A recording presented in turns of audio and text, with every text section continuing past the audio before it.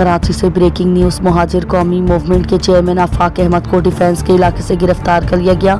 Bureau chief Ejaz Ahmad Tahir Awan से ताज़ा तरीन और ब्रेकिंग न्यूज़ की इत्तलात के मुताबिक मुहाजिर कौमी मूवमेंट के चेयरमैन आफाक अहमद को आज कराची के इलाके डिफेंस से गिरफ्तार कर लिया गया है। पुलिस का कहना है कि उनकी गिरफ्तारी माल बरदार ट्रकों को जलाने के इल्ज़ाम में अमल में आई है, जिसमें मुबैना तौर पर आफाक अहमद के उकसाने का किरदार बताया जा रहा है। गिरफ्तारी के बाद उन्हें मुकामी थाने मुंतकिल कर दिया गया है, जहां मज़ीद कानूनी कार्रवाई जारी है।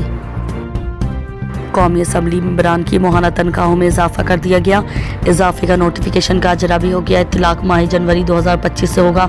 ब्यूरो चीफ एजाज अहमद ताहिर अवान से मीडिया रिपोर्ट्स के मुताबिक अरकान कौमी असम्बली की तनख्वाहों में इजाफा कर दिया गया है। स्पीकर कौमी असम्बली सरदार अयाज सादिक ने वज़ीर आज़म शहबाज शरीफ की मंजूरी के बाद इस इजाफे का नोटिफिकेशन जारी किया।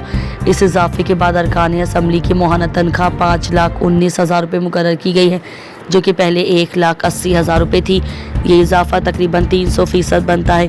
हुकूमत ने इस इजाफे का मुवाजना वफाकी सेक्रेटरीज की तनख्वाहों से करते हुए इसका जवाब पेश किया है। कौमी असम्बली की फाइनेंस कमेटी ने इस तजवीज़ की मंजूरी दी थी, जिसके बाद स्पीकर ने इसका नोटिफिकेशन जारी किया।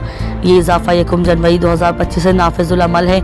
ये बात काबिल ज़िक्र है कि स्पीकर और डिप्टी स्पीकर कौमी असम्बली की तनख्वाहों में कोई इजाफा नहीं किया गया और वो अब भी 2,18,000 रुपये माहाना वसूल कर रहे हैं।